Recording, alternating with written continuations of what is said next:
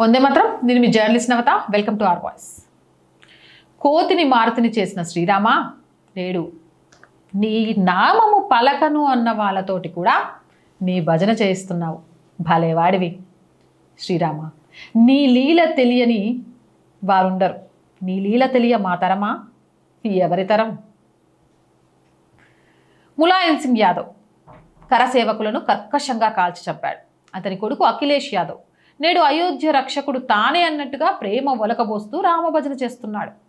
రాముడు మిథ్యరాముడు ఒక కాల్పనిక భావన అని సుప్రీంకోర్టుకు అఫిడవిట్ ఇచ్చిన సోనియా గాంధీ రామాలయంపై నేడు ప్రేమ ఒలకబోస్తోంది.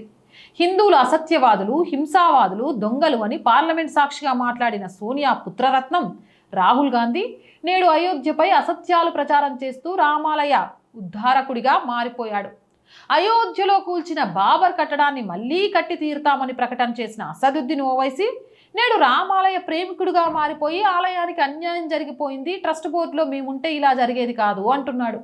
రామునిపై అవాకులు చవాకులు మాట్లాడిన కేజ్రీవాల్ నేడు రాముని భజన, అయోధ్య భజన చేస్తూ అయోధ్య ఆలయంలో అన్యాయం జరిగిపోయిందంటూ హిందువులపై కమట ప్రేమ చూపిస్తున్నాడు. ఇక పెరియార్ వారసులమని చెబుతూ రాముడు ఆర్యుడని, రావణుడు మావాడని పలికే స్టాలిన్ నేడు రామాలయంలో ఘోరం జరిగిపోయిందని గుండెలు బాదుకుంటున్నాడు. జై శ్రీరామన్న హిందువులను ఊచకోత కోసిన మమత నేడు అయోధ్య రామాలయాన్ని రక్షించే రక్షకురాలుగా ప్రగల్భాలు పలుకుతుంది. అద్వానీ రథయాత్రను నిలువరించి అయోధ్య రామాలయ నిర్మాణానికి వ్యతిరేకంగా నిలబడిన లాలూ ప్రసాద్ యాదవ్ పుత్రుడు తేజస్వి యాదవ్ నేడు రామాలయంపై ముసలి కన్నీరు కారుస్తున్నారు. సనాతన హిందూ ధర్మం ఒక వైరస్ అని దానిని నిర్మూలించడమే నా కార్యమని చెప్పిన స్టాలిన్ కొడుకు ఉదయనిధి స్టాలిన్ నేడు అయోధ్య రామాలయంలో అవినీతి అంటూ గొంతు చించుకుంటున్నాడు. హిందుగాళ్ళు బొందుగాళ్ళు అంటూ కేసీఆర్, జై శ్రీరామ్ అంటే భోజనం వస్తుందా అంటూ కొడుకు కేటీఆర్ హిందువులను, రామభక్తులను అవహేళన చేసిన ఈ తండ్రి కొడుకులకు అయోధ్య ఆలయంపై మమకారం తన్నుకు వచ్చింది.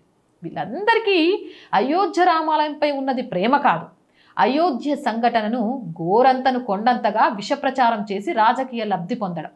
అయోధ్య ఆలయంలో ఉద్యోగులు అవినీతికి పాల్పడితే ఖచ్చితంగా వారిపై చర్యలు తీసుకోవాల్సిందే. దాని వెనుక ఎవరు ఉన్నా వారిని శిక్షకు గురి చేయవలసిందే. మరొకసారి ఇలాంటి సంఘటనలు జరగకుండా పటిష్ట చర్యలు తీసుకోవాల్సిందే. కానీ అయోధ్యపై ఏమాత్రం ప్రేమ లేకుండా, అయోధ్య ఆలయ నిర్మాణానికి ఏనాడూ సహకరించకుండా, ఆలయ నిర్మాణాన్ని ఆపడానికి కావాల్సిన అన్ని కుతంత్రాలు అమలు జరిపి కనీసం బాలరాముని విగ్రహ ప్రతిష్టను కూడా బహిష్కరించి నేడు హిందువులపై, రామునిపై, అయోధ్య ఆలయంపై పూతన ప్రేమ చూపుతున్న వారిని రామభక్తులు, హిందూ సమాజం నమ్మి వారి మాయలో పడకండి.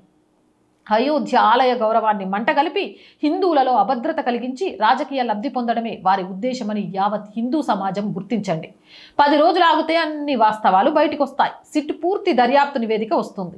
అన్ని విషయాలు అందరికీ అర్థమవుతాయి. అప్పుడు వీళ్ళ నోళ్లు మూతబడతాయి. ఈలోగా వీరి విష ప్రచారపు మాయలో హిందువులు పడొద్దని కోరుకుంటున్నాను. ఆ కాపాడాల్సిన బాధ్యత కూడా నీదేనయ్యా శ్రీరామ.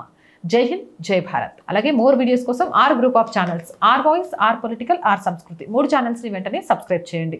కంటెంట్ బాగుంది అనిపిస్తే లైక్ చేయండి, షేర్ చేయండి. అండ్ ఆర్థికంగా 1 తారీఖు వచ్చింది అండ్ శాలరీస్, రెంట్, ఇలా అనేక అవసరాలు ఉంటాయి. ఈరోజు వరకు ఈ ఛానల్ సక్సెస్ఫుల్గా నడుస్తుంది అంటే మీ వల్లే.